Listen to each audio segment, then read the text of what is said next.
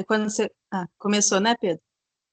Então, eu acho que oficialmente, né, vamos iniciar a nossa apresentação.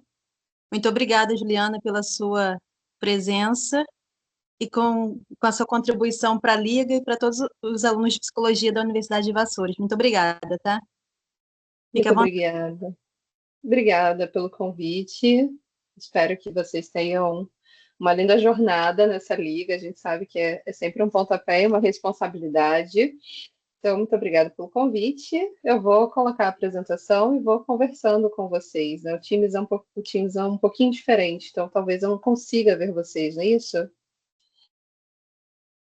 Acho que sim. Tá. Deixa eu só colocar então a apresentação. Vocês estão vendo a apresentação? Sim, chegou aqui para gente. Tá ótimo. Então, se vocês tiverem alguma dúvida, se vocês tiverem alguma questão, sem dúvida, vocês podem ir trazendo para mim, não tem nenhum problema, ok? Então, a gente vai falar um pouquinho, né, sobre duas abordagens contextuais, são duas abordagens mais modernas da terapia cognitivo-comportamental. Ótimo, antes de mais nada, eu preciso me apresentar. Então, vamos lá, gente. Eu sou Juliana, eu sou psicóloga há 16 anos, eu sou formada pela UFRJ. Uma parte da minha trajetória foi trabalhando como neuropsicóloga, que é a minha primeira área de atuação, então eu fiz mestrado e doutorado em neurociências. E também, hoje faço um doutorado, exatamente por conta da RODBT, eu faço doutorado em psicologia, atualmente na UFRJ, pesquisando sobre RODBT, essa abordagem mais atual com a qual eu trabalho. Eu tenho certificação em terapia comportamental dialética, foi a segunda abordagem com a qual eu fui trabalhar. Eu tenho formação em terapia cognitivo-comportamental, a clássica, e posteriormente, de acordo com a complexidade dos casos que eu fui atendendo, eu fiz uma certificação em terapia comportamental dialética, que é uma abordagem que a gente também vai trabalhar e vai falar um pouquinho hoje. Eu trabalho bastante com pacientes com transtornos alimentares, com transtornos de personalidade também. E isso fez com que eu, em 2019, fosse buscar outros aportes teóricos, outras abordagens para lidar com pessoas que a gente hoje consegue chamar de supercontroladas. São pessoas que têm um estilo de enfrentamento, um estilo de personalidade um pouquinho diferente da qual eu estava acostumada a trabalhar. E com isso eu conheci a RODBT, que é a terapia comportamental dialética radicalmente aberta, que a gente também vai falar um pouquinho hoje sobre. E posteriormente trouxe esse treinamento aqui para o Brasil. Tá? Então hoje a gente tem essa certificação em português, hoje a gente tem toda essa informação aqui acessível. Já já vai ser o livro também, que eu já finalizei essa parte. Eu não sei se vocês sabem, mas trabalhar com publicação, trabalhar com ciência no Brasil é bastante desafiador, então o livro leva bastante tempo para ficar pronto, mas finalmente saiu. Então, em breve, a gente vai ter o livro texto hoje em português, ok?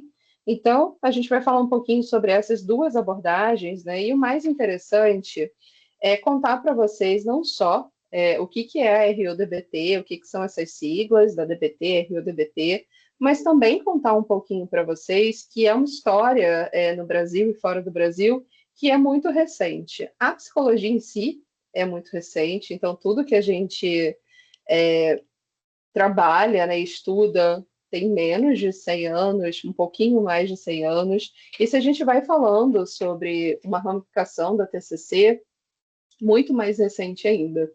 Então, para quem está conhecendo agora, a gente está falando sobre uma terapia transdiagnóstica, tanto a DBT quanto a RODBT são terapias transdiagnósticas, ou seja, elas não visam trabalhar com o diagnóstico ou com um protocolo específico, mas elas visam sim trabalhar com processos pelos quais os nossos pacientes vão passar, tá? Então, especificamente agora na RODBT, que é a terapia comportamental dialética radicalmente aberta, esse modelo de tratamento ele tem cerca de 25 anos, ele foi desenvolvido pelo Thomas Lynch, que é esse fofinho que está aí no slide. E hoje a gente tem algumas publicações em inglês, em outros idiomas, e aqui no Brasil a gente vai ter em breve, tá? A gente tem equipe, eu gosto sempre de apresentar, né? A gente tem uma equipe da RODBT Brasil, e isso faz com que a gente entenda que essas pessoas estão trabalhando muito, com muito afinco para trazer essa abordagem aqui para o Brasil, e com pouco reconhecimento e com pouco recurso financeiro. Então, eu gosto sempre de trazer essas pessoas que trabalharam para dar esse pontapé inicial. Eu faço parte como gestora dessa equipe, desse projeto, mas eu gosto de destacar que todas elas trabalharam muito para que a gente pudesse hoje conversar sobre RODBT. Mas antes da gente falar especificamente do que é RODBT ou DBT, a gente sempre precisa pensar por que a gente precisa aprender algo além da terapia cognitivo-comportamental que a gente já sabe. O que tem, né, de mais interessante, ou o que o Aaron Beck, por exemplo, não preveu, né, não conseguiu prever, em relação ao modelo de tratamento que ele desenvolveu. Então, a grande pergunta é por que a gente precisa de um novo tratamento?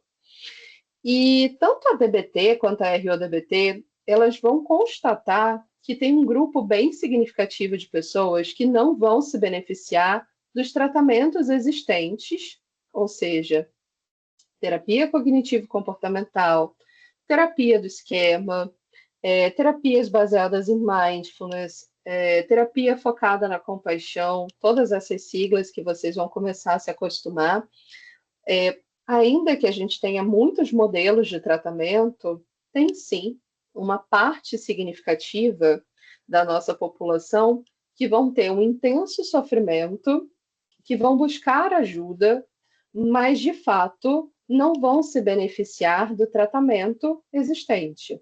Seja por questões de cronicidade, ou seja, elas já buscaram esse tratamento tardiamente e já desenvolveram muitas estratégias que vão mantê-las nesse sofrimento ou com muita dificuldade no desenvolvimento de novas habilidades para sair desse sofrimento, seja por conta das comorbidades, ou seja, essas pessoas podem ter múltiplos diagnósticos, ou pelo próprio funcionamento, que são os problemas de personalidade pré-existentes, que muitas vezes não são considerados ou não são vistos em termos de funcionamento nas terapias cognitivo-comportamentais mais clássicas, ok? Então, a gente vai perceber que o momento que a gente vivencia hoje da psicologia, principalmente da TCC, fala bastante sobre uma terapia baseada em evidências, e a gente precisa tomar muito cuidado quando a gente fala sobre uma terapia baseada em evidências ou uma psicologia baseada em evidências, tá? Porque hoje a gente precisa desenvolver bastante os nossos estudos na população brasileira. Hoje a gente ainda tem uma carência de pesquisas, de fato, para essas pessoas que sofrem com a cronicidade, com a comorbidade, ou que tenham esse funcionamento de personalidade, e de fato a gente precisa um melhor treinamento dos nossos terapeutas. Então, por mais que a gente queira sempre oferecer o melhor tratamento para os nossos pacientes, existe uma regrinha, né? Existe uma forma da gente pensar que respeita 3 pilares para a gente escolher um tratamento para o nosso paciente, que é de fato que tem a melhor evidência na literatura. Então, todas as vezes que vocês receberem um paciente novo, seja na clínica escola, seja futuramente formados, vocês vão ter que olhar sempre na literatura o que há de mais interessante, o que há de mais importante para aquele paciente e para aquela queixa que ele traz. A gente não pode repetir a frase de que a TCC é padrão ouro para uma série de coisas, né? Só para vocês saberem, há cerca de 3 semanas atrás, o site que a gente mais consultava da Associação de Psiquiatria Americana, que trazia quais eram os tratamentos indicados para cada quadro, fez uma super limpeza e, de fato, a gente tem pouquíssimos tratamentos hoje que são baseados em evidências. Então, antigamente a gente dizia, para ansiedade social a gente vai usar TCC, para fobia específica TCC. E se vocês forem olhar novamente essa listagem, a gente vai precisar muito ainda de desenvolvimento de pesquisa para voltar a esse status de consultar e falar que a TCC é padrão ouro para muita coisa. Então, muito se reformulou pensando em novos modelos de intervenção, tá?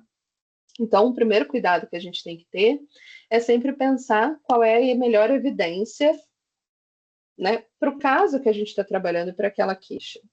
A segunda coisa é a gente pensar qual é a nossa expertise. Então, vocês hoje estão me ouvindo falar de TCC, DBT e RO-DBT, porque são as vertentes da TCC que eu trabalho, tá? Então, vai ser difícil me encontrar falando sobre aceitação e compromisso, sobre ACT, porque, apesar de ter uma formação em ACT não é a minha expertise. Vocês não vão me achar falando sobre terapia do esquema, porque também não é a minha expertise. Então, a gente sempre vai pensar quais são as nossas habilidades enquanto terapeutas, tá? E, por fim, a gente tem a autonomia do nosso paciente. Conversar sobre quais são as melhores evidências, o que vocês podem oferecer e o que o paciente está disposto a fazer também, que o terceiro pilar é a gente conversar sobre a necessidade do paciente, a decisão do paciente sobre o tratamento dele. Então, a gente precisa de um novo tratamento, porque hoje a literatura que a gente tem sobre o tratamento de pessoas que sofrem com comorbidades, com questões de personalidade, ainda são muito frágeis para oferecer alívio, para oferecer desenvolvimento de habilidades, uma vida significativa para os nossos pacientes, né? Em termos de dados, casos mais que a gente tem frequente na literatura, por exemplo, casos de depressão crônica, mostram que apenas 1/3 dos pacientes com diagnóstico de depressão crônica, de fato, obtém melhora consistente com os tratamentos existentes. 1/3 das pessoas, né, melhoram, mas ainda permanecem sintomáticos, e 1/3 não melhoram em nada. Ou seja, eu tenho 2/3 dessa população ou sintomática ou, de fato, sem nenhuma melhora. E por isso a gente vai ver novos modelos de psicoterapia surgindo exatamente para lidar com essa complexidade que é a vida real. Existem os nossos pacientes e existem os pacientes que estão descritos no livro. Existem os pacientes do protocolo. E vocês, com a experiência, de fato, vão observar que essas informações não vão casar. O nosso paciente da vida real, a gente mesmo, inclusive, nós somos muito mais complexos do que aquele paciente que está descrito no livro, que a gente faz a sessão 1, faz a sessão 2, conforme a TCC clássica ela se apresenta ou ela propõe. Ok? Então, de fato, o que a gente vai observar? Que esses pacientes vão precisar de novas intervenções. O que eu quero trazer para vocês é que esses modelos de terapia cognitivo-comportamental que a gente vai discutir hoje, eles focam em processos diferentes. Essa é a ideia sempre. Então, elas estão sempre nesse mesmo guarda-chuva de ser uma terapia cognitivo-comportamental. A grande diferença é que a DBT ela vai ter um foco específico e a RO-DBT ela vai ter outro foco específico. Então, agora a gente vai conversar um pouquinho sobre esses dois tratamentos e quais são as diferenças entre eles, ok?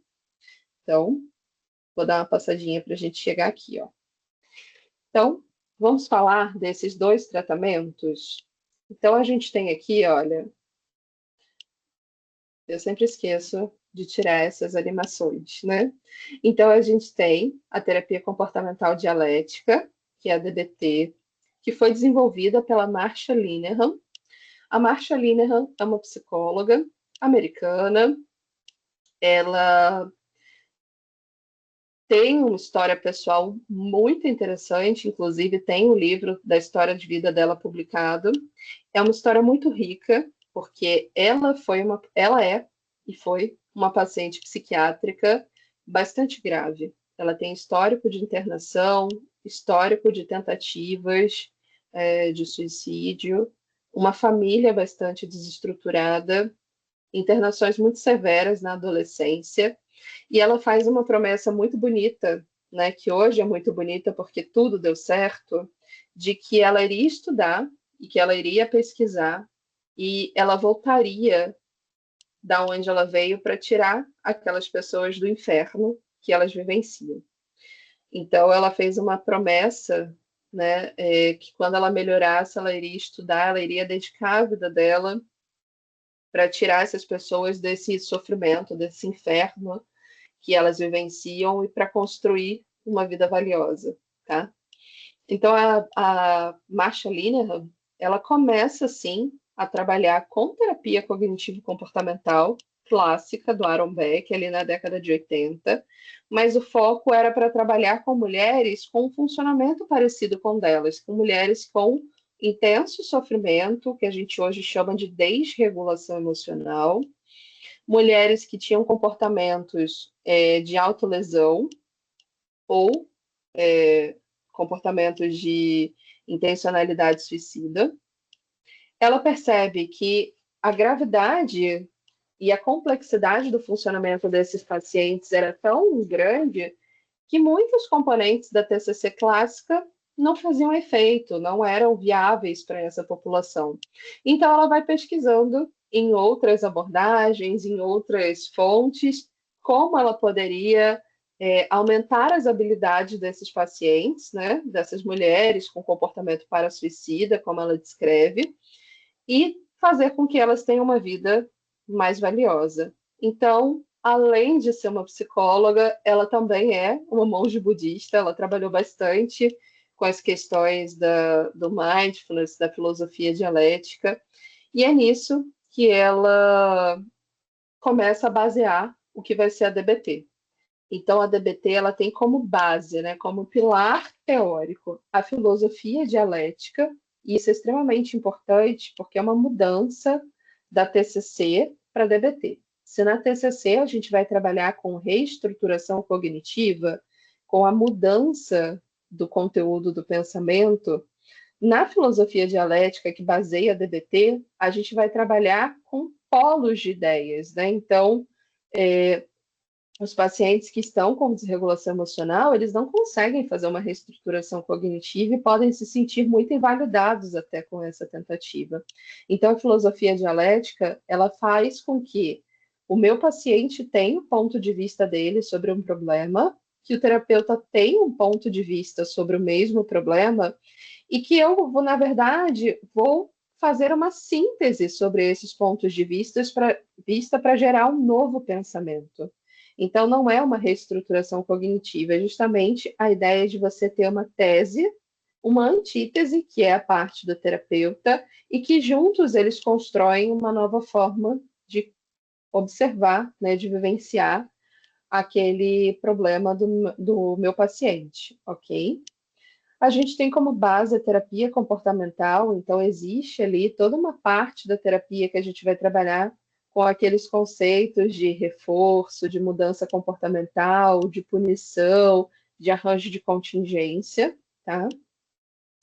Um dos pilares centrais da DBT vai ser o Zen budismo e são as práticas de mindfulness, né? O mindfulness, o aqui e o agora, aprender a vivenciar a experiência como ela é, sem julgamento, é o coração da DBT, porque os pacientes com desregulação emocional vão ter dificuldade de se centrar, de observar, de não julgar.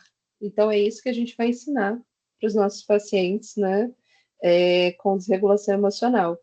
E aí, o foco do porquê existe uma DBT é exatamente que a gente vai trabalhar e desenvolver com o nosso paciente a habilidade de regulação emocional. Então, se alguém perguntar qual é o objetivo principal da DBT, o principal objetivo é trabalhar regulação emocional, ok? Porque é o que falta nesse paciente. A RODBT, ela é muito mais recente, as primeiras publicações são de 2005. O Thomas Lynch, ele foi um mentor, ele foi um aluno da Marsha Linehan, tá? Então, não é à toa que a gente está falando de de um tratamento que tem siglas muito parecidas. Então, vão ter também pilares muito parecidos, sabe? Então, Thomas Lynch, na verdade, ele vai trabalhar com outro público-alvo, assim, com uma outra população que vai ser, né, que ele vai identificar como pessoas que sofrem com o excesso de controle. Então, se a DBT vai trabalhar com pessoas que sofrem com o descontrole emocional, com a falta de habilidades para regular a emoção, a RODBT vai trabalhar com esse excesso de controle, ou seja, pessoas que têm dificuldade de se expressar emocionalmente, ok? Então, as primeiras publicações, os ensaios clínicos randomizados são de 2018, né? A publicação oficial do manual é de 2018, mas as pesquisas são anteriores. Então, a gente está falando de uma abordagem extremamente recente. Tanto que eu contei para vocês que eu conheci em 2019, ok? O que muda em termos de teoria? A parte relacionada ao mindfulness não vai ser mais ligada ao Zen budismo, vai ser ligada ao sufismo Malamate, que é uma prática árabe, é uma prática ligada a essa cultura que visa, na verdade, começar a questionar a realidade, começar a questionar os seus valores, começar a questionar principalmente o seu ego, porque pessoas que são excessivamente controladas, elas têm uma tendência de enxergar toda a sua vida a partir da sua ótica. Então, essas práticas de mindfulness têm por objetivo começar a questionar essa única forma de enxergar a vida baseada nas suas experiências, nas suas crenças, ok? E o objetivo principal da RODBT é focar, melhorar a expressão da sinalização social, melhorar a interação social, melhorar a coerência entre o que é sentido e o que é expressado, tá? Porque eles partem do princípio de que a nossa vida é muito valiosa quando a gente tem uma vida que pode ser compartilhada. Então, se meu paciente ele fica quietinho na casa dele, isolado, isso é contra a evolução, isso é contra-evolutivo. Todos nós precisamos uns dos outros, todos nós precisamos ter esse compartilhamento, essa vivência, né, numa tribo, porque é assim que a nossa espécie conseguiu evoluir, ok? Em relação ao público-alvo, né? O que a gente vai ter, sintetizando aqui para vocês? A DBT, então, ela começa a ser testada e agora hoje é reconhecida como a melhor intervenção para pessoas que tenham transtorno de personalidade borderline. E isso é muito importante porque pessoas com esse diagnóstico de transtorno de personalidade borderline já foram e são muito maltratadas por profissionais de saúde. Inclusive, tem tanta informação errada sobre borderline que causa um estigma enorme e as pessoas ficam extremamente vulneráveis quando recebem esse diagnóstico, tá? Então, quando a gente fala de um transtorno de personalidade borderline, a gente fala de pessoas que sofrem com a sua regulação emocional. E geralmente elas são retratadas como pessoas, né, manipuladoras, como pessoas ruins, descontroladas. E isso não é verdade. Então, o fato da gente ter hoje um tratamento que a Linehan desenvolveu, que ajuda essas pessoas de fato a terem uma vida valiosa, faz com que a gente consiga reduzir esse estigma, ok? A DBT, ela também hoje pode ser utilizada para uma série de outros quadros, tá? Como o transtorno de conduta, uso e abuso de substância, transtornos alimentares. A gente já tem algumas publicações de DBT para família, para casais, para crianças e adolescentes. Então, a DBT, por ter mais de 30 anos sendo pesquisada, faz muito sentido que ela já tenha uma ramificação, uma extensão em termos de aplicabilidade. ok? Então, ela hoje não é mais somente para o transtorno de personalidade borderline, mas também para pessoas que se identifiquem com desregulação emocional ou pessoas que, de fato, precisam desenvolver habilidades em diferentes contextos, ok? Já a RODBT, ela ser, vai ser indicada, né, como um tratamento para pessoas que tenham um perfil de funcionamento supercontrolado, ou seja, pessoas que tenham dificuldade com a expressão emocional, dificuldade na interação social e na intimidade, pessoas que sejam perfeccionistas, pessoas que se identificam com essa necessidade de organização, de estrutura, dificuldade com a imprevisibilidade, tá? Em termos de diagnóstico, a RODBT é um avanço porque ela vai ser uma forma de tratamento para o que a gente chama de cluster A e C dos transtornos de personalidade. Um parêntese aqui, né? Quando a gente tem pessoas com transtorno de personalidade como diagnóstico, a gente de fato tem um grande desafio terapêutico que é saber qual intervenção a gente vai aplicar. A literatura sobre transtornos de personalidade é muito escassa. Então, hoje a gente não pode dizer que existem, de fato, tratamentos baseados em evidência para pacientes que têm um transtorno esquizoide, paranoide, esquizotípico, pacientes que têm um transtorno obsessivo-compulsivo de personalidade, transtorno evitativo, enfim, né? Então, a RODBT, por identificar que essas pessoas com esses diagnósticos, de fato, podem ter essa sobreposição, podem ter esse funcionamento supercontrolado,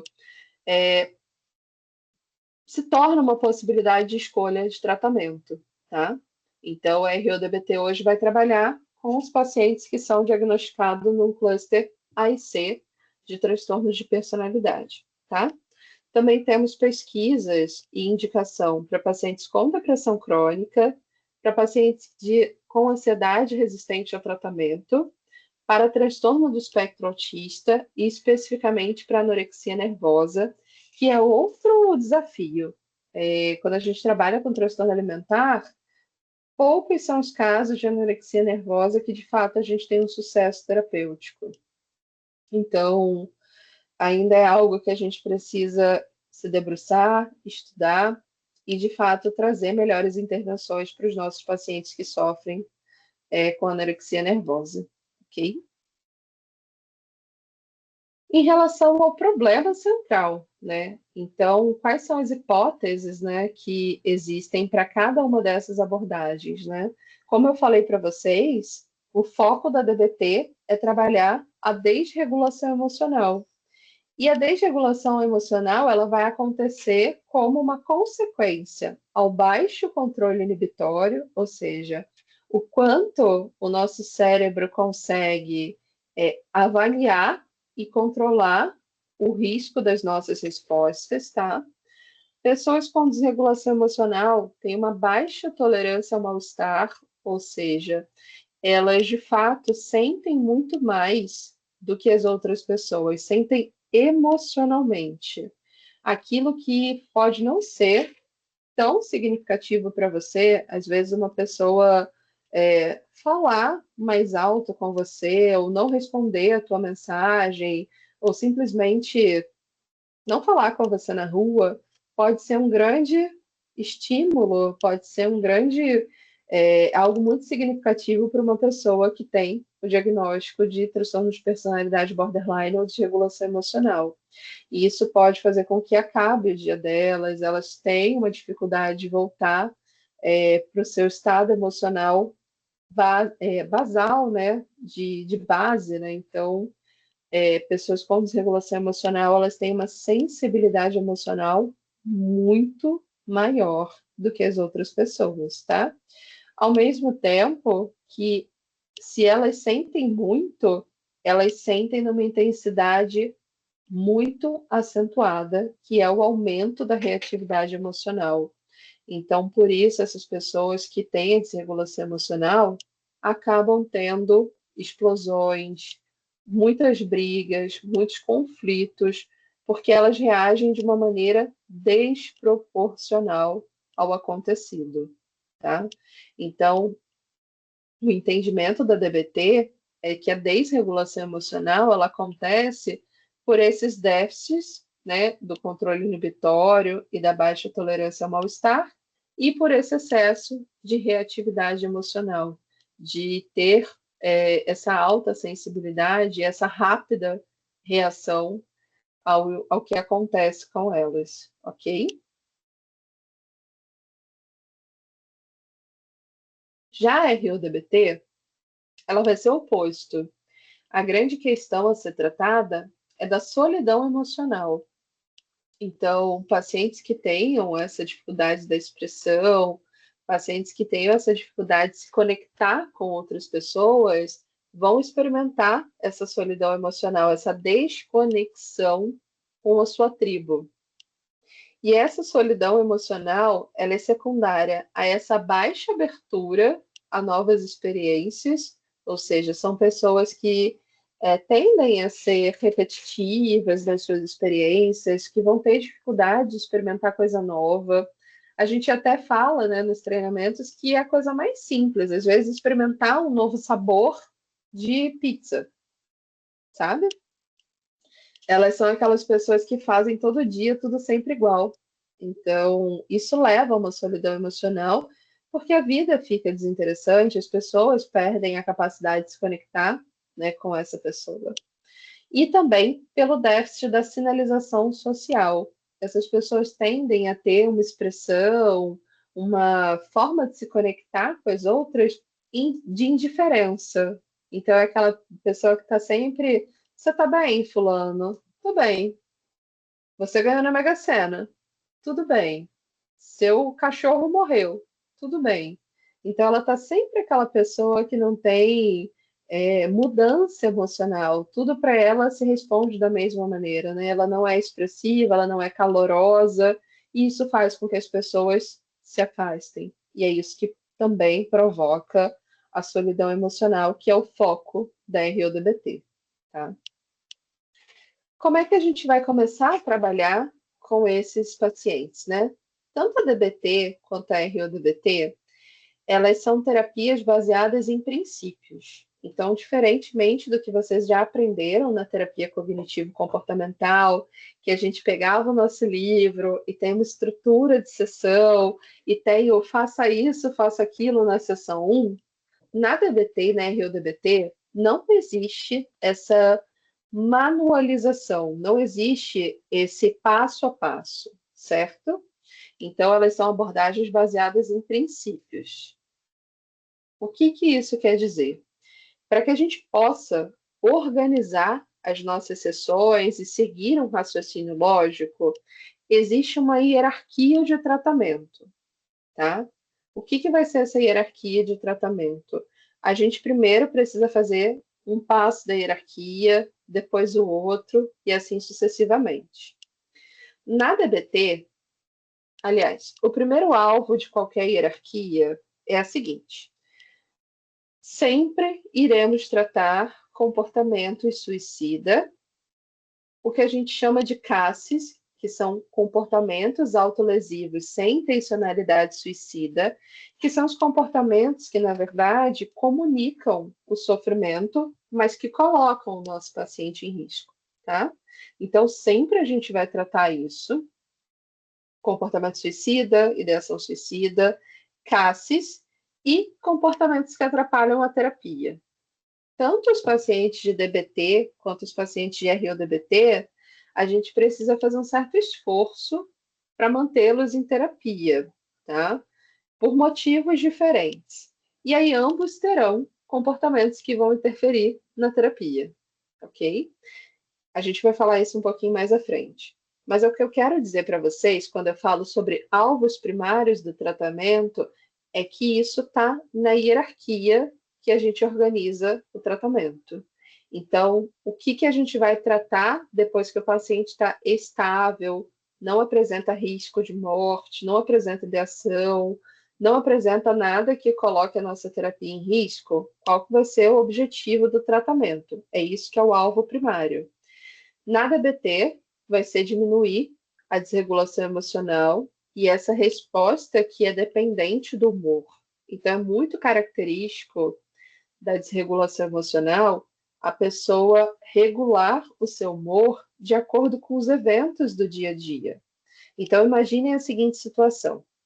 Uma pessoa, né, tem um relacionamento e ela baseia todo o seu humor de acordo com o comportamento da outra pessoa. Então, ela fica ansiosa porque a sua mensagem não é respondida, ela fica preocupada porque não sabe que horas aquela pessoa vai visitá-la, vai chamá-la para sair.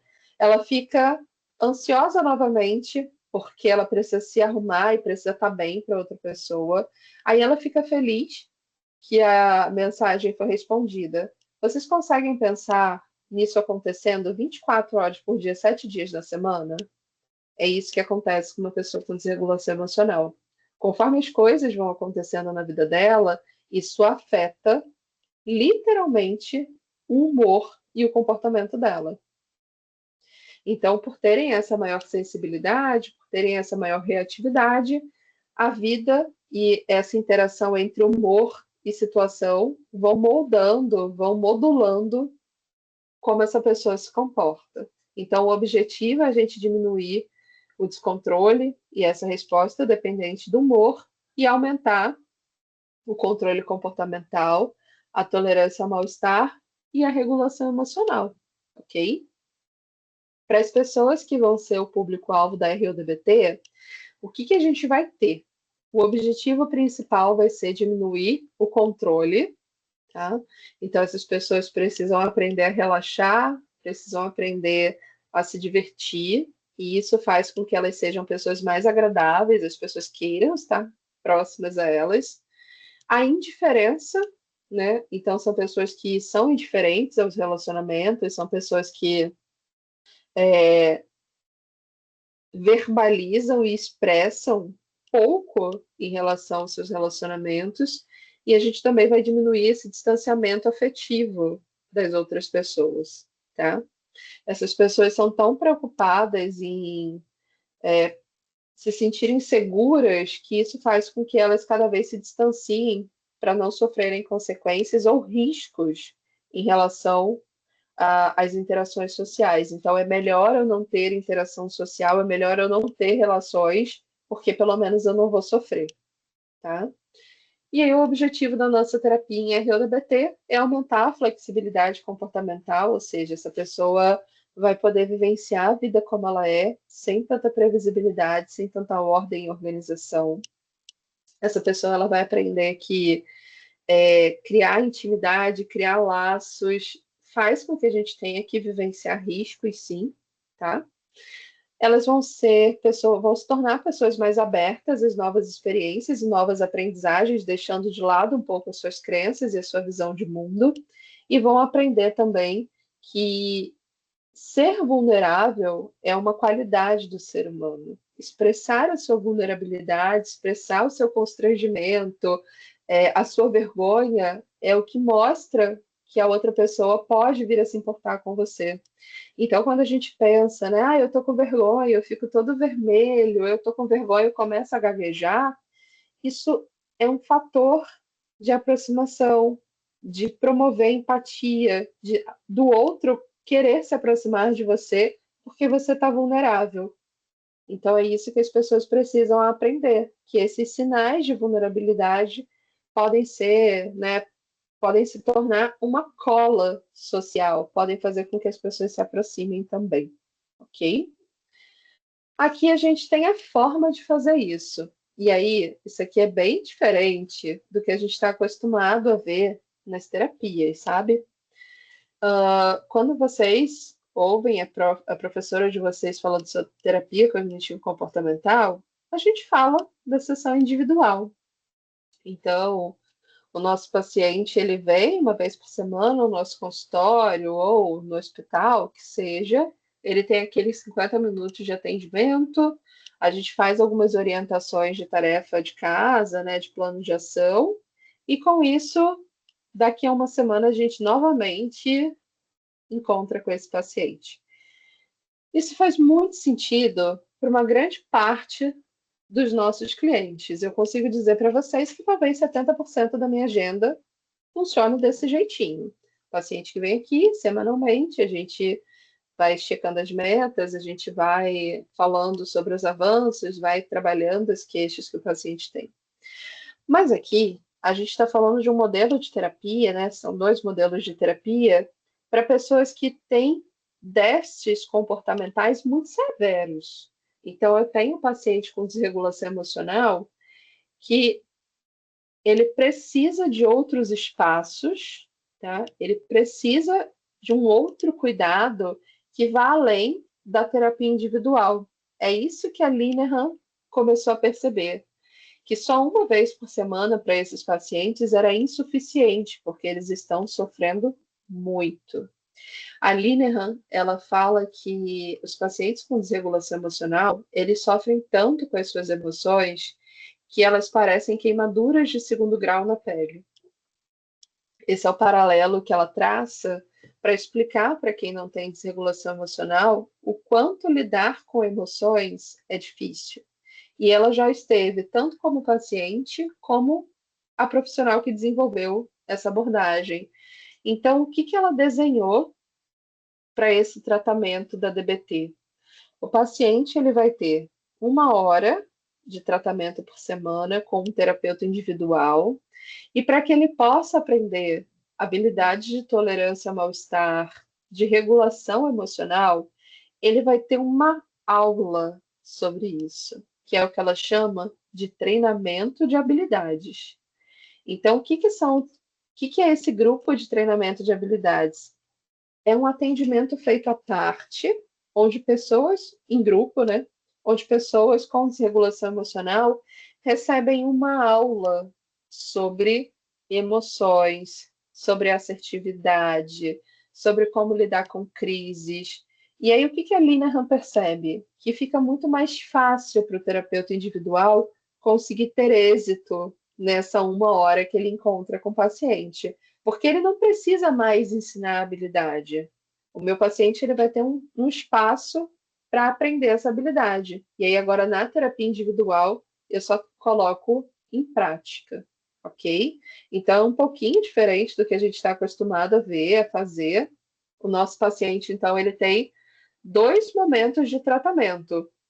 O da terapia individual, que acontece com um psicólogo, e a aula de habilidades, que vai acontecer em um outro horário, em um outro momento, para que ele possa desenvolver os recursos para desenvolver uma vida valiosa, tá? Existe um outro modo de tratamento, né? Um outro ingrediente de tratamento também importante, que é o coaching telefônico. Coaching telefônico é um momentinho da nossa semana que a gente tira para ligar para o nosso paciente intencionalmente. Isso é combinado. Olha, Tiago, eu vou te ligar toda quinta-feira, 10 da manhã, tá? E por que a gente tem essa ligação? Ela serve para algumas coisas. Serve para a gente trabalhar as habilidades do paciente, então, revisar ali alguma coisa rapidamente com aquele paciente. Serve para gerenciar alguma crise que o paciente possa estar experimentando naquela semana. Serve para contar uma coisa bacana, porque a gente às vezes na terapia fala daquilo que não funciona, né? Então, o coaching telefônico pode servir, né? Pode ter essa função de compartilhar coisas reforçadoras e, por último, também para melhorar a nossa relação com o nosso paciente, tá? Então, o coaching telefônico tem um objetivo, é uma ligação breve, de no máximo 10 minutos. Não é um substituto da psicoterapia individual, é realmente para que a gente possa cumprir uma dessas funções. Generalizar uma habilidade, falar sobre alguma coisa de crise, contar alguma coisa bacana da semana, ou de fato melhorar a nossa relação com o nosso paciente, tá? Então, a gente já tem que prever na nossa semana, na nossa agenda, que a gente vai ter 10 minutinhos ali de ligação, ok? E por último, modo de tratamento, né, o último ingrediente de fazer DBT é a reunião de consultoria. A consultoria, ela é para o psicólogo. Então, é um espaço onde o psicólogo ele vai poder conversar com outros psicólogos sobre si, não sobre os atendimentos. A gente confunde bastante com a questão da supervisão. Vocês vão fazer supervisão nos atendimentos da clínica escola. A gente vai continuar fazendo supervisão, mesmo formada com 16 anos. Continuo fazendo supervisão e que ótimo que a gente pode fazer isso. Mas a consultoria é para que a gente possa observar se, primeiro, de fato a gente está fazendo DBT e entregando o melhor tratamento possível para o paciente. Se a gente está tendo alguma dificuldade específica da nossa vida que possa atrapalhar o tratamento do paciente, para que a gente possa treinar as habilidades de DBT, porque a gente só ensina aquilo que a gente sabe. Então, eu não posso dizer para o paciente que, olha, existe essa habilidade aqui, faz aí. Não, eu tenho que saber quais são as facilidades, as dificuldades, o porquê que aquilo ali faz sentido, certo? Então, a consultoria, ela serve também para manter uma comunidade de pessoas que cuidam de outras pessoas, tá? Então, a consultoria é uma comunidade de psicólogos que cuidam de pessoas. É uma comunidade de cuidadores que cuidam de outras pessoas. E a consultoria, ela também tem um papel fundamental, que é cuidar do terapeuta para que ele não chegue ao burnout, porque é muito comum terapeutas em DBT, porque vão lidar com pessoas com esse intenso sofrimento, pessoas que muitas vezes vão ter tentativas de suicídio, internação, são casos muito complexos que a gente atende em DBT. A gente sofre bastante pressão da família para melhora, a gente sofre bastante pressão, né? A gente se coloca muita pressão, na verdade, porque a gente quer que o nosso paciente melhore. Então é muito cuidadoso da Lina, né? Foi muito cuidadoso da Lina e genial a gente ter um espaço para que a gente vá se observando, observando os nossos limites e entendendo se de fato a gente está fazendo o melhor tratamento possível para aquele paciente. Tá? Então, a consultoria dentro da DBT, ela é obrigatória, ela é necessária. Então, hoje, gente, para falar que oferecemos DBT, conforme a Lilian fala, a gente tem que oferecer para o mesmo paciente esses 4 quesitos: a terapia individual, o treinamento de habilidades, que são as aulas, o coaching telefônico e estar inserido em uma consultoria.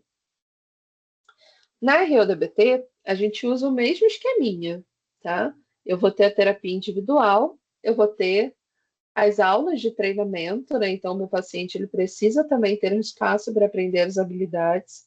E aí são habilidades diferentes da DBT, tá? Porque os objetivos são diferentes. Mas o coaching telefônico, ele vai ser feito conforme for necessário, porque geralmente são pacientes que não têm crises ou não têm tentativas de suicídio, como acontece na DBT, tá? E a consultoria, ela é recomendada, ela não é obrigatória, porque, novamente, a gente não está lidando com pacientes que demandam muito da gente fora do contexto da terapia, tá? Então, pelo menos ali na RODBT, a gente tem um modo de funcionamento, de entrega de tratamento um pouquinho mais enxuta, tá? A gente aqui falando um pouquinho sobre essas diferenças, né, das práticas de mindfulness que eu falei para vocês. A DBT, ela tem a sua raiz no Zen budismo, nas práticas que a gente vai mais ter literatura na psicologia, na TCC, que são as práticas oriundas do Zen budismo, e a ênfase é a gente cultivar a nossa mente sábia, que é a mente que vai nos ajudar a reduzir a resposta impulsiva, a desregulação emocional. É a mente que vai fazer com que a gente observe mais, que a gente esteja mais presente, que a gente aprenda a se observar sem julgamento, né? Sem qualquer necessidade de qualificar, adjetivar a nossa experiência. A gente vai aprender a viver a experiência como ela é, tá? Na RO do BT, como eu falei para vocês, que a raiz do Mindfulness é outro, é do Sufismo Malamate, o objetivo não é o foco no presente, no aqui e agora. O objetivo é a gente conseguir fazer com que o paciente seja mais flexível sobre a sua versão da experiência de visão de mundo. Por isso que a ênfase é na autoinvestigação.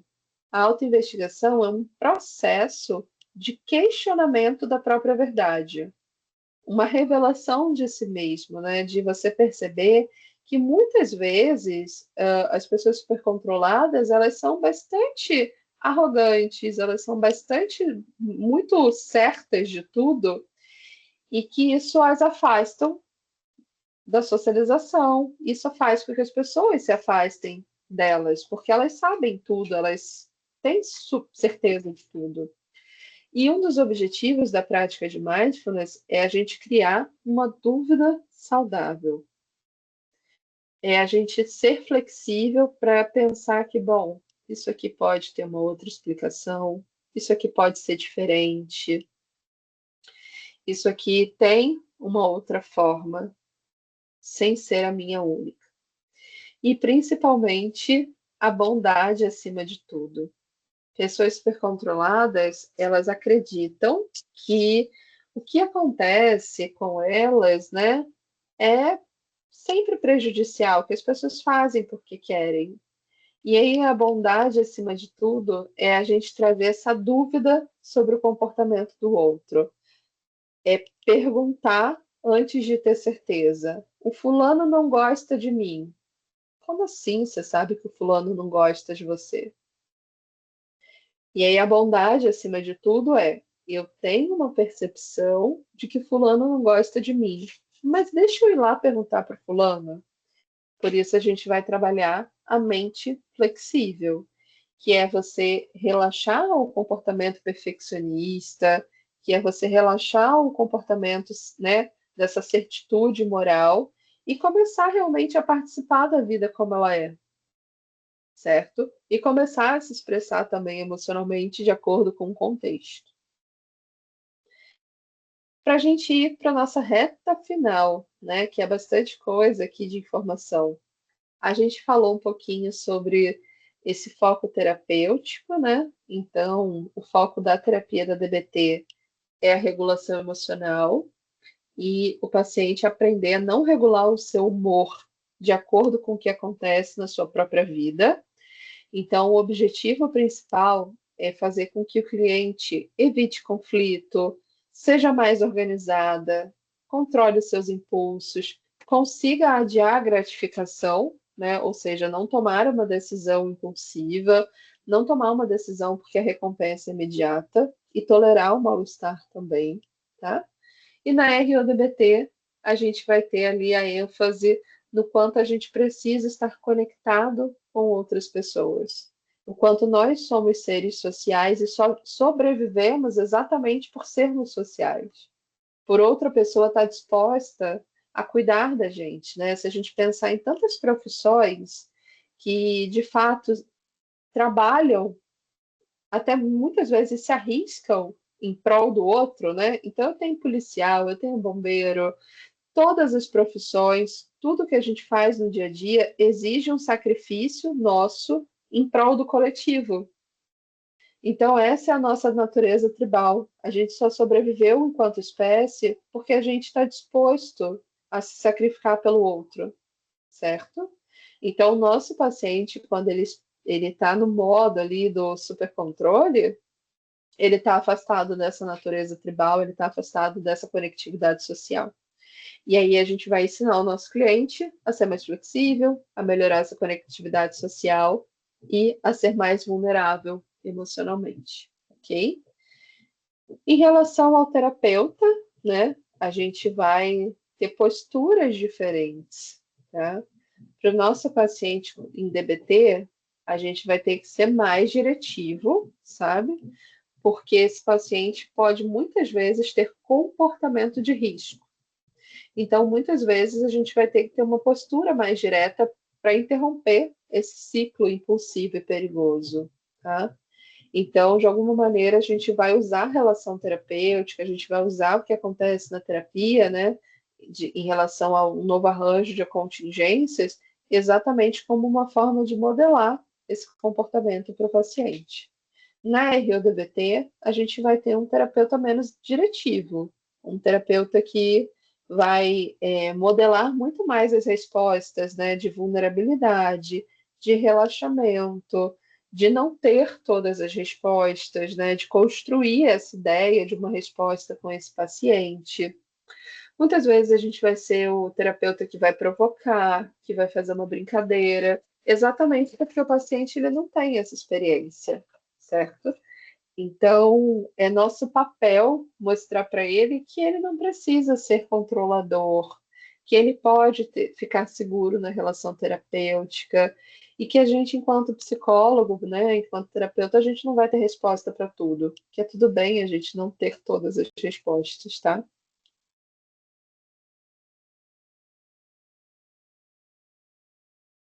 Aqui a gente falou um pouquinho, né, sobre os alvos de tratamento. Então, como eu coloquei para vocês, essa é a pirâmidezinha, né, que vai guiando a nossa lógica de tratamento. A gente só passa a gente só passa para um próximo item quando a gente já cumpriu o item anterior. Então, independente, né, da DBT ou da RODBT ou qualquer abordagem, a gente sempre vai ter que lidar prioritariamente com comportamentos que colocam a vida do nosso paciente em risco. Adoraria dizer para vocês que tem uma listinha, mas na verdade o grande segredo é a gente avaliar a iminência. Então, se aquilo ali coloca o paciente na iminência de um risco, é para a gente trabalhar direto. Então, pode ser um paciente que se corta, né, como um comportamento de risco à vida. Pode ser corte, autolesão, pode ser uso e abuso de substância, pode ser, inclusive, um comportamento alimentar, um paciente que restrinja a alimentação. Isso coloca o nosso paciente em risco. Então, não dá para dizer, né, que o paciente, na verdade, tem uma listinha de coisas que a gente precisa estar atento. Existem ali situações em que a gente sempre vai monitorar, porque isso pode colocar o nosso paciente em risco, ok?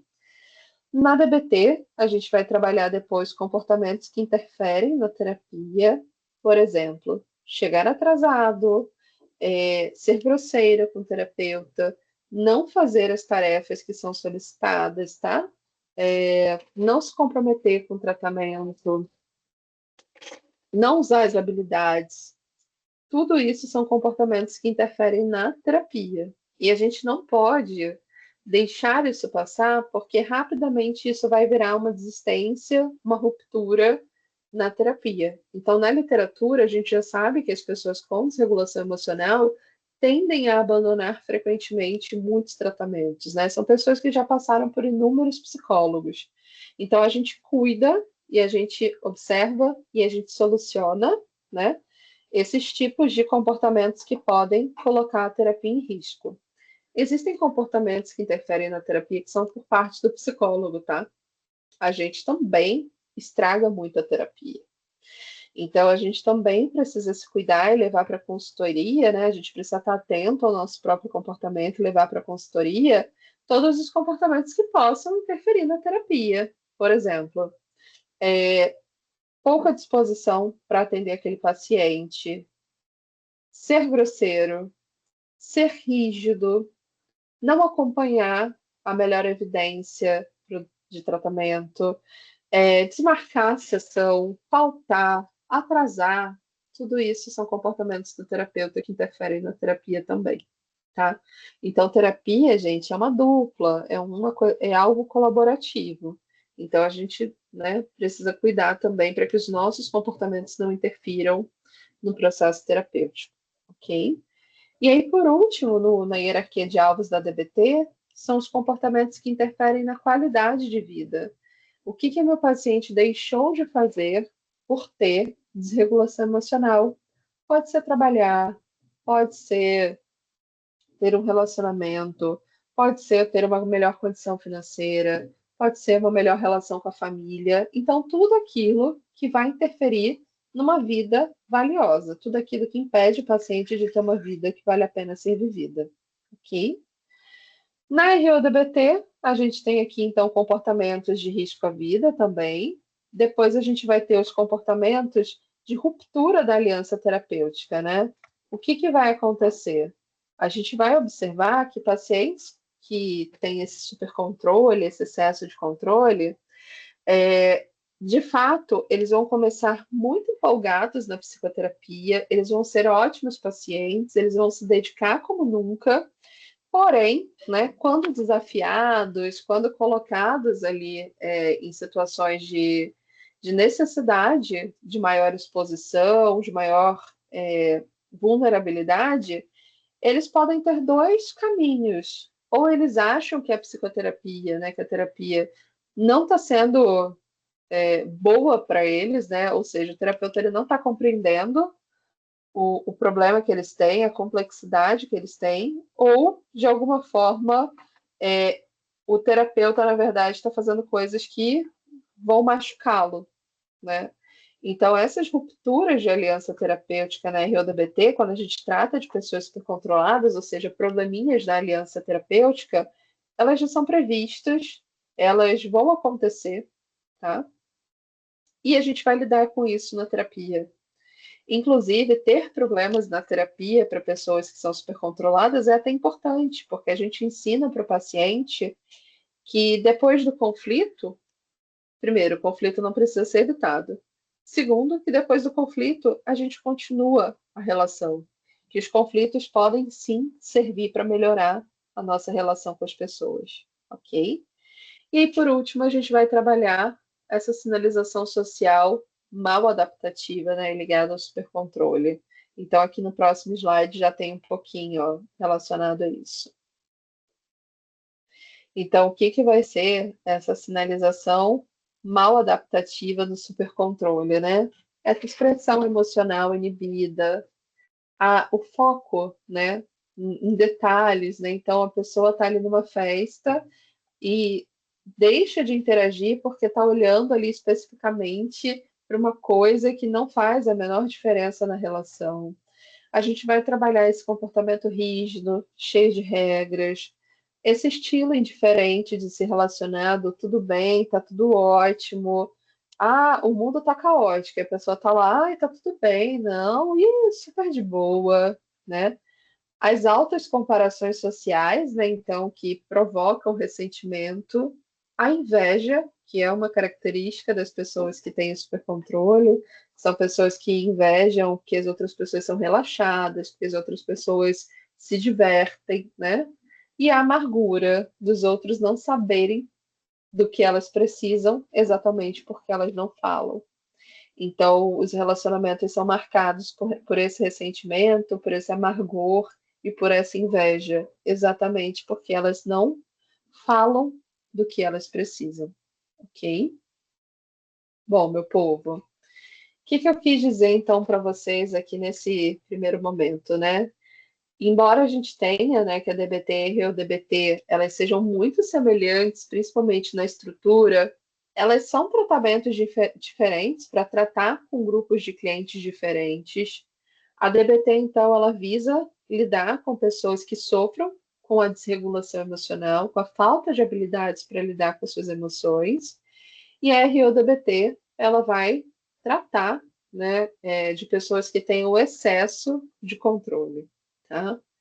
A gente vai ver que a DBT vai trabalhar ali e ter o foco na desregulação e na impulsividade, a RODBT na sinalização e trazer de volta esse paciente para a tribo, né, para a socialização.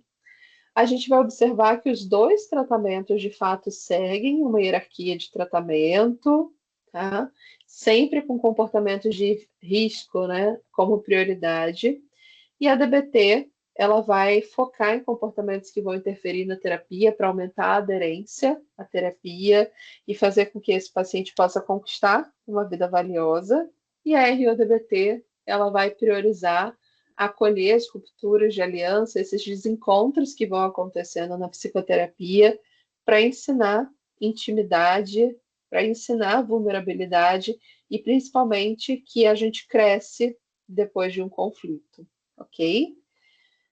Eu vou estar aqui para tirar dúvidas, curiosidades e perguntas, né? Mas para quem quiser conhecer um pouquinho mais, né? A gente fala, quem quiser se juntar à tribo, tem bastante coisa de RODBT em português, tem um site, tem Instagram, tem aulas de português, né? A gente fez um grupo de estudos, tá no YouTube, então é tudo gratuito. A ideia é que vocês possam conhecer um pouco mais essa modalidade de TCC e ter mais um recurso para os casos que vocês encontrarem ao longo da vida para transformar a vida do cliente de vocês, tá bom? Muito obrigada pelo convite, muito obrigada pelo tempo de vocês e vamos checar se vocês têm dúvidas, perguntas.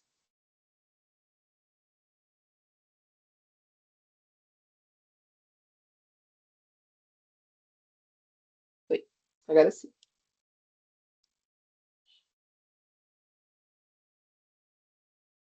Agora eu já vejo vocês. Gente, alguém? Eu tenho dúvidas, só que eu vou deixar vocês primeiro. Se vocês não têm dúvida, tem algo de errado, porque eu tenho dúvida há 16 anos do que eu estou fazendo. Vou deixar quieto para eles primeiro. Mas eu amei, Juliana, muito obrigada pela contribuição, por estar trazendo, né, esse tema tão novo aí para a nossa liga. E é muito, assim, uma iniciativa, né, dos alunos mesmo, de conhecerem as Sim. abordagens da onda. Então, eu estou aprendendo com eles e eu estou extremamente feliz com essa equipe, sabe? Ah, Muito, parabéns pela sua equipe. muito feliz de verdade, assim, com eles, com o desenvolvimento deles. E com esse interesse, né, muito genuíno da parte deles de conhecer outras terapias. No semestre passado a gente focou muito na ACT, né? Que Aí, legal. e aí agora é o Rômulo, né? Adora, especialmente. Ele tá ali, olha, vai te fazer pergunta, você vai ver. Ótimo. Cada aluno mais ou menos já vai ali, né, tendo afinidade com um ou outro um pouco mais, né? A gente Sim. teve também os esquemas, muito legal também. Muito, né? Muito bom. Cada vertente tem ali, cada TCC tem o seu objetivo. A gente vai lendo um pouquinho de todas e vai entendendo qual é a nossa clínica, né? É Exatamente, isso. exatamente. Bom, obrigada.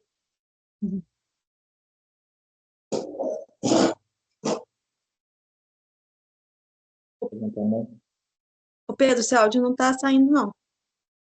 Essa tá mutada. Agora foi. Agora você está desmutada.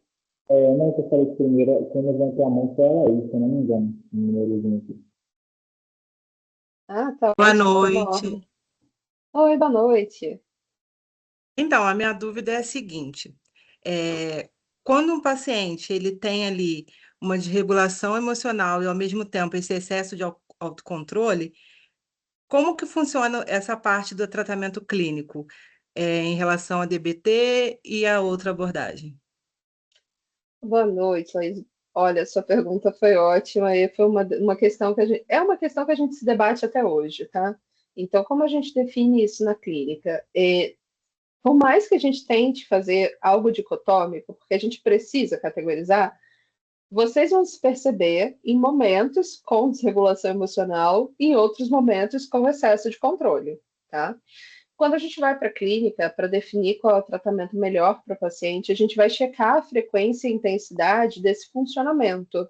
Então, com qual estilo mais esse paciente se identifica, qual é a frequência desses estilos na vida dele, qual é o estilo que mais traz prejuízo. E daí a gente define se vai ser DBT ou RODBT. Mas não é dizer que, de fato, uma pessoa com desregulação emocional não vai enfrentar o excesso de controle, tá? Isso acontece, mas a gente vai priorizar qual é o maior estilo de enfrentamento que ela tem. Se é para desregulação emocional ou se é para o supercontrole. Tá? Vai ser a intensidade, a frequência e o prejuízo que vão determinar essa escolha. Mas não é incomum, Laís, do paciente fazer DBT e depois fazer RODBT. Fazer um e depois migrar para o outro. Eu já tive muitos pacientes assim. Aí logo que eu comecei a a ser treinada em RODBT. Eu tive pacientes com espectro autista, por exemplo, que fizeram todo um treinamento em DBT e depois foram fazer em RODBT. E eu falei, nossa, eu estou fazendo tudo errado na minha prática clínica, né? E aí, por isso a gente tem supervisão e a literatura vai mostrando para gente que sim, é um espectro, Você já não é respondeu algo. até a minha segunda pergunta, porque seria essa mesmo. Ah, então tá bom, já tô lendo mentes. Obrigada. Obrigada a você, viu? A pergunta que eu tenho, eu acho muito legal a RBDT, principalmente porque tem literatura em arte, então a flexibilidade ali eu achei bem, bem bacana. Inclusive, minha pergunta está relacionada a isso. O método ali, na arte, a gente tem que fazer o extraflex, o extraflex Isso. da cognitiva. Como é que funcionaria na RBT? A gente trabalharia para essa flexibilidade? Como é que funcionaria na RODBT? Desculpa, o quê? Eu não entendi a segunda parte. Para alcançar essa flexibilidade. É porque eu acho que o som tá ruim e eu tô com um pouquinho de dificuldade de entender. Você conseguiu entender, Tamiris? Não, ô Pedro, seu som tá bem ruim, tá É, meio abafado, finalzinho também não eu consegui entender. entendi que você perguntou que na ACT a gente vai trabalhar com Hexaflex. Aí, qual é o restante da pergunta? Agora acho que vai Melhorou? ficar... Melhorou, Nossa, melhorou. melhorou muito. Era o fone. Calma aí, tá ligando. Tá. Seria mais na questão de como que trabalharia na RODBT, porque na ACT a gente faz o Hexaflex, roda o Hexaflex. Na RODBT, qual que seria o método ali para alcançar essa flexibilidade? Então, na verdade, a gente vai trabalhar, é muito parecido com a DBT, a gente vai seguindo essa hierarquia de tratamento. E aí, quais são as principais questões que a gente tem? Primeiro, a gente observar quais são as dialéticas que o meu paciente enfrenta, né? As dialéticas são padrões comportamentais. Então, na RODBT, a gente vai ter que trabalhar muito com a irreverência lúdica, para mostrar para o paciente que ele não precisa levar tudo a sério.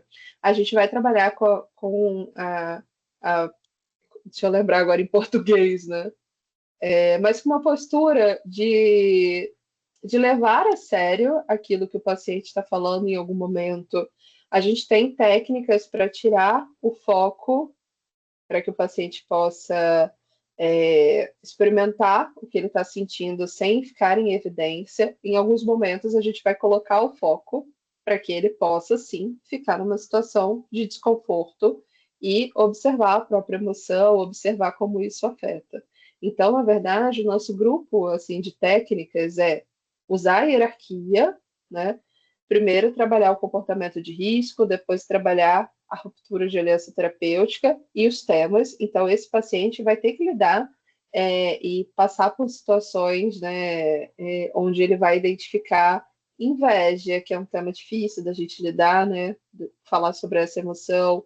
Inveja, aprender a lidar com feedback na relação, aprender a ter assertividade. Então, a gente vai criando uma série de habilidades. Mas não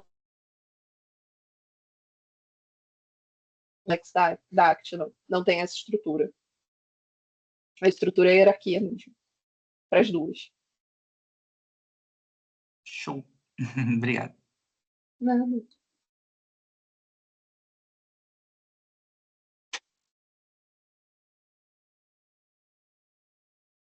Agora acho que eu te perguntar. Acho que é o Thiago agora. Professora, né, primeiramente, né, falar, né, que é um prazer ouvir, né, você de novo. Então, assim, já falei várias vezes, falo aqui, né, diante dos meus colegas, né, que, assim, eu sou seu fã, assim, de verdade, né? Então, assim, a ideia, né, dessa palestra, né, DBT surgiu, né, no final do ano passado, depois que teve, né, a semana, né, das TCCs, né, que foi promovida, né, pela Liga também, lá na universidade, e foi, assim, uma palestra que a gente sentiu falta, né? Então, assim, na época eu falei com a Bruna, que era a presidente, ela super, né, aceitou, né, a ideia, mas não deu para fazer, né, no ano passado. Então, esse ano, né, eu conversei com o Pedro Gabriel, né, que assumiu a presidência da Liga, a gente levou, né, a ideia para a Tamires também, né, que super aprovou, que super concordou, né, e você também, né, aceitou o convite, assim, me sinto feliz de verdade, né, por essa aula, né, pela adesão dos colegas, né, por terem Sim. comprado a ideia também. Então, somente eu tenho a agradecer, né? Obrigado mesmo, né, por você estar aqui com a gente hoje. Ainda bem que eu tenho treinamento em RODBT, né? Porque a minha vontade, eu sou seu fã, eu já estava aqui usando as habilidades, né? De, ok, muito obrigada por vocês estarem aqui, muito obrigada pelos elogios, né? Enfim, ainda bem que a gente tem bastante treinamento.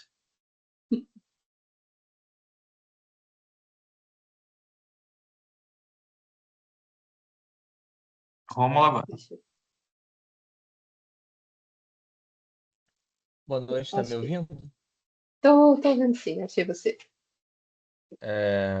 A minha dúvida, inclusive, eu acho que eu preciso fazer RODBT, não para os pacientes, mas acho que para mim às vezes.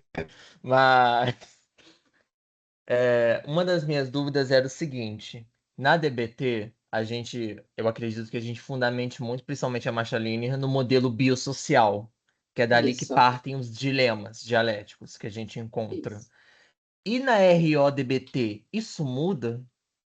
Muda, tem um outro modelo biosocial, e aí a gente vai falar de algumas vulnerabilidades, principalmente relacionado ao contexto familiar, né? O quanto esses pacientes têm um biotemperamento voltado à aversão ao risco, à necessidade de estrutura, à timidez, né, de ter esse temperamento um pouco mais tímido também, mais sensível à crítica e pouco sensível à recompensa. Então, existe sim um modelo biosocial que é voltado para essa população supercontrolada, mas tem uma mudança por conta do biotemperamento mesmo para explicar esse traço de excesso de controle. Uhum. E muda alguma coisa também na formulação de caso, porque na DBT a gente utiliza análise em cadeia, que é Ah, igual você sim. falou, da hierarquia. Então, muda alguma coisa na RO? Muda somente o foco da análise em cadeia, que na DBT a gente vai trabalhar com comportamentos problema e Uhum. na RODBT a gente vai trabalhar com a sinalização social problemática. Tá? Então, pode ser quando a gente fala da inibição social, né? Então, como o Thiago fez aqui comigo agora, né? Então, eu vou abaixando a cabeça, eu vou ficando ruborizada, eu vou tentando né? Quase que sumindo aqui na cadeira. Isso é uma sinalização social problemática. Então, esse vai ser o nosso foco, mas o restante da análise em cadeia é a mesma. É a última, tá? Eu já vou passar a palavra Então, para outra. tá tudo ótimo. Aí, já sinalizou o meu. Quando a gente trabalha com mudança, na DBT a gente trabalha em prol de um comportamento-alvo para solucionar muitas vezes aquele comportamento problemático. Na RODBT, você me falou que as pessoas têm um perfil mais controlador, talvez, vamos botar assim, entre aspas. Quando está em terapia, esse paciente ele pode tentar controlar o terapeuta? Como é que a gente faz essa mudança? Tipo, se promover essa Ah, mudança, ele tentar controlar a própria terapia. não, Roubou a minha na pergunta. verdade, roubou?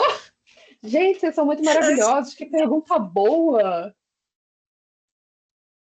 Eu vou te dar o crédito também. Fica meio a meio para cada um de vocês.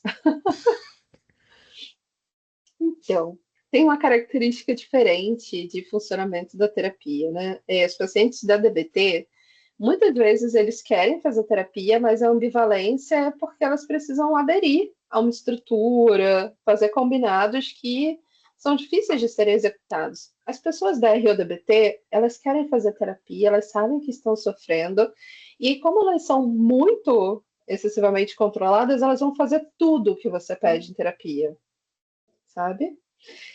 E aí vai começar o primeiro momento de ruptura de aliança, porque eles vão fazer tudo, mas a gente vai pedindo cada vez mais, e a gente não quer que eles sejam perfeitos, a gente não quer o paciente padrão da terapia, e aí a gente vai ter esse descompasso entre o que eu estou te pedindo é diferente do que você está executando. Então, o paciente ele vai ler toda a ficha que a gente mandar para ele, de treinamento de habilidades, por exemplo. Um paciente de DBT nem vai saber onde está a ficha, inclusive. Vai te dar, tu vai perder. O paciente de RODBT, ele vai ler a ficha, vai apontar a vírgula que está errada, mas ele não vai colocar em prática porque eu estou pedindo justamente o oposto do que ele pratica no dia a dia. Então, a gente vai começar a ter uma ruptura de aliança, porque ele vai dizer ou o tratamento é insuficiente, ou ele é tão complexo que esse tratamento não vai servir para ele. E a gente vai ter que ser muito cuidadoso nessa ruptura de aliança. A ruptura de aliança, inclusive, o problema que a gente vai ter na terapia é o primeiro ponto para a gente começar a observar que o nosso paciente, de fato, agora está engajado na terapia. Porque antes ele estava só fazendo tarefas de terapia, ele não estava na terapia. Então, quando a gente tem o primeiro problema, é que a gente fala: opa, agora sim a gente vai ver alguma mudança. Porque antes era uma relação superficial. Ele fazia por regra, comportamento governado por regra, não porque aquilo era de fato importante para ele.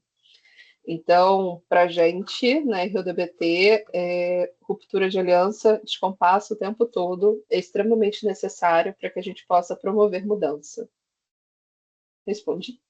Então, o paciente vai controlar a terapia, mas a gente vai ter esse descompasso e daí a gente vai conseguir construir uma relação terapêutica genuína, sabe?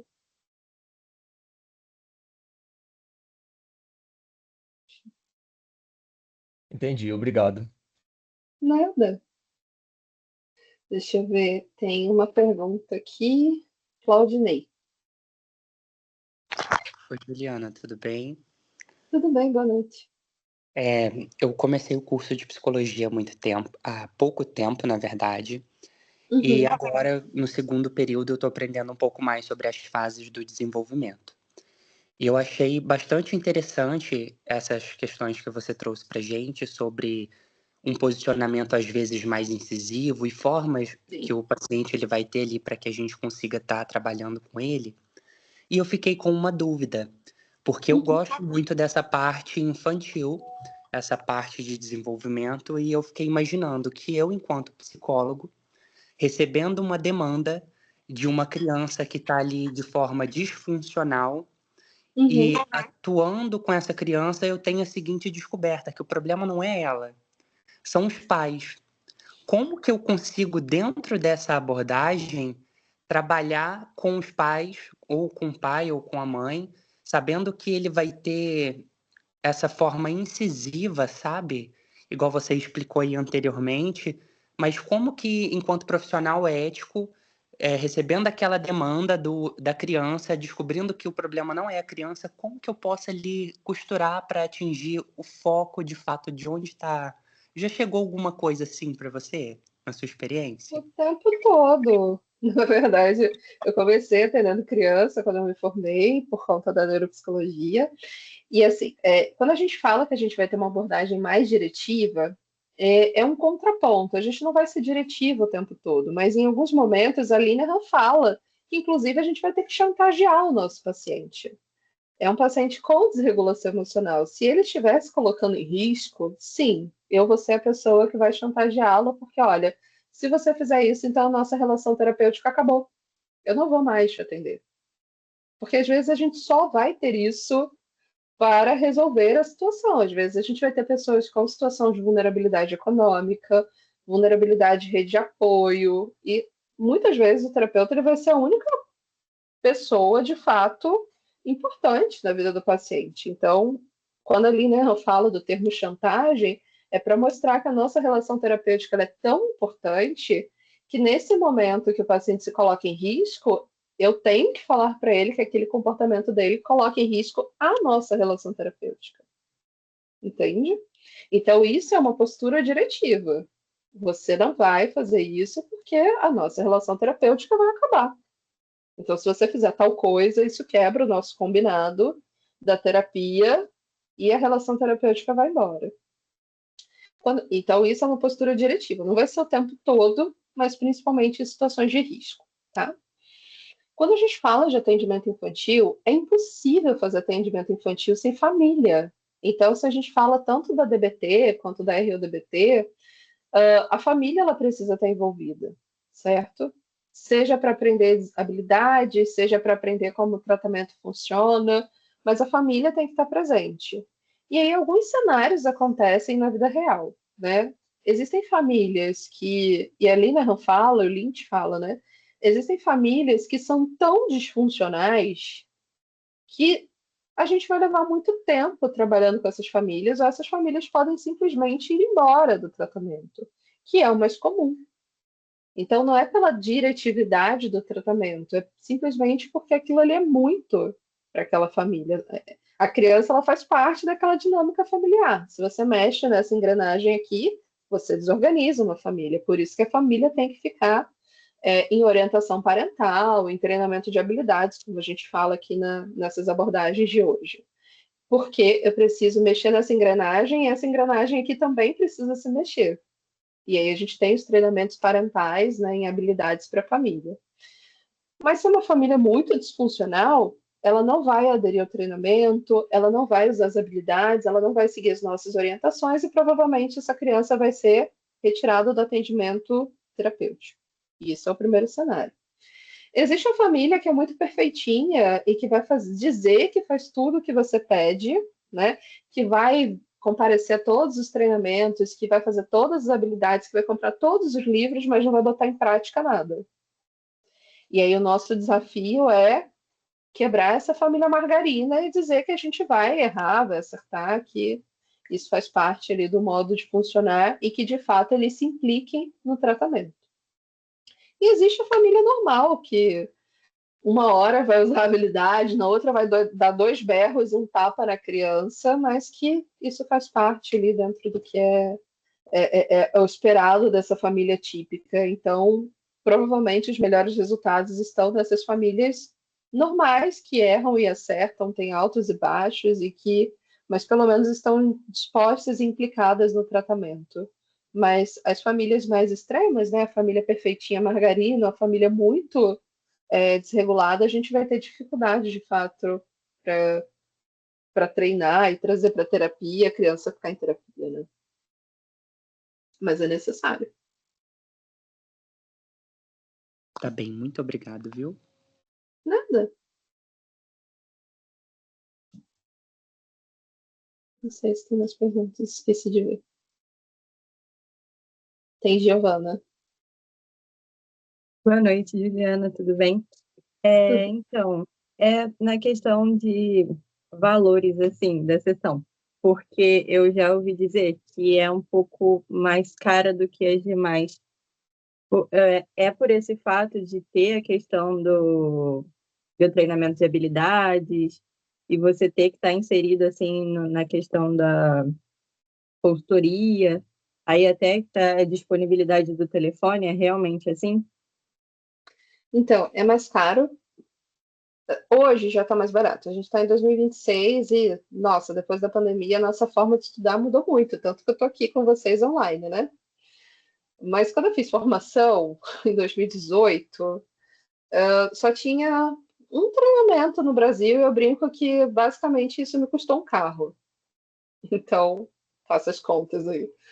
Me custou um carro popular em 2018. Então, é muito caro, porque a formação é muito cara e muito específica, tá? É muito cara também, assim, a sessão acaba sendo mais cara porque a gente tem que ficar disponível por mais tempo, os nossos pacientes têm crises, então, muitas vezes eu preciso atender. É claro que eu tenho os meus limites, eu falo, olha, depois das 10, nem adianta me ligar porque eu não atendo minha mãe, eu vou estar dormindo, então a gente vai ter que pensar em uma estratégia para o que vai acontecer entre 10 e 7 da manhã. Então, tem uma disponibilidade maior. Tem coaching telefônico, então ali eu tenho o tempo da semana que eu preciso preparar o coaching, e também tem o tempo da consultoria, né? Querendo ou não, o tempo que eu estou ali pelo paciente. O treinamento de habilidades em si é algo que o paciente vai pagar, né? Então, não afeta o meu valor. mas é mais caro por isso. Geralmente, quem trabalha com DBT já tem uma estrada, né? Assim, já está formado há algum tempo, e aí isso também vai encarecer o valor da sessão.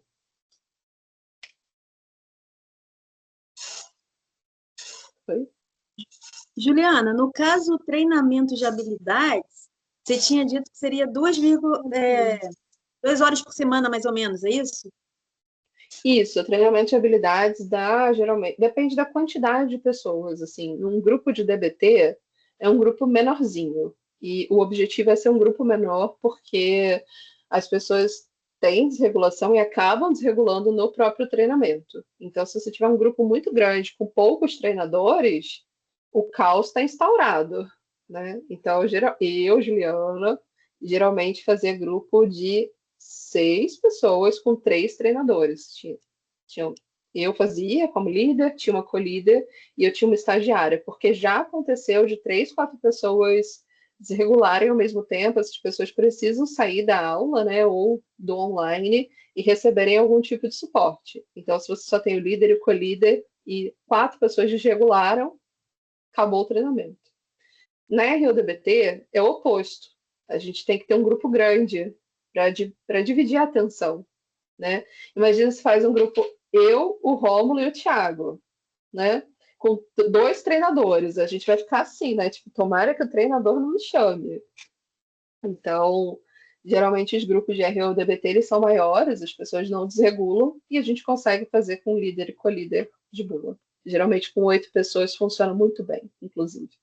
Aí são 2 horas também, 2 horas e 30, né, de treinamento à parte. Pode falar, Laís. A DBT, ela apresenta bons resultados de forma online? Sim. Sim, apresenta. É claro que a gente tem que tomar alguns cuidados, mas a gente tomaria esses cuidados independente de ser DBT ou não, pela complexidade e gravidade, assim. Então, como a gente está atendendo pessoas com uma certa gravidade, é importante a gente saber qual é a rede de apoio da cidade da pessoa, é importante ter contato de emergência, ter alguns combinados da pessoa não simplesmente abandonar a sessão, certo? Então, isso não é por ser DBT, é por ser um atendimento online. Entendi, obrigada. Deixa eu ver se tem mais aqui.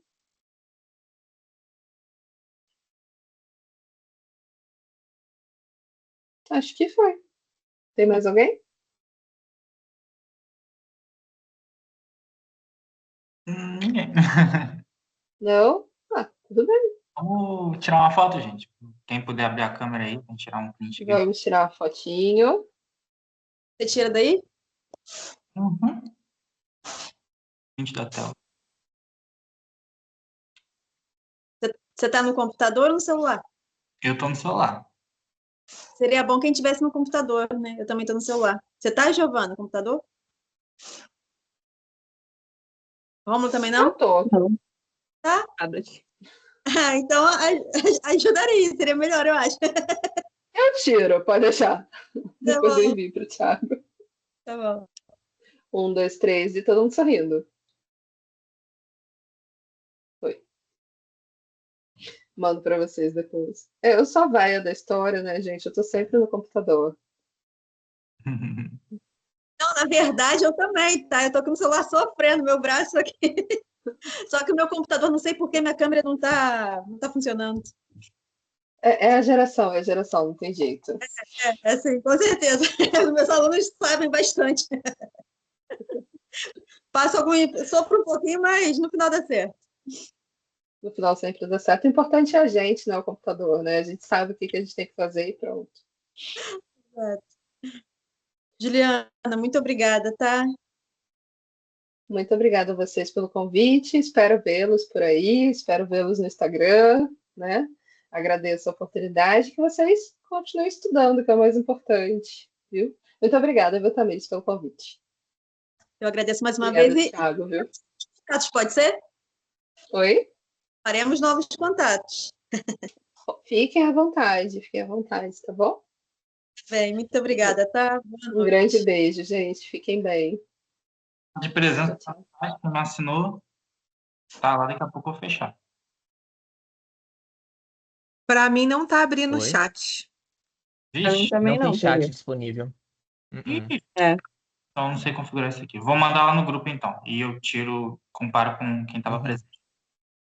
Muito Uhum. bem, Ok, arrasou. obrigada. Um beijo. Tchau, tchau, gente. Falou.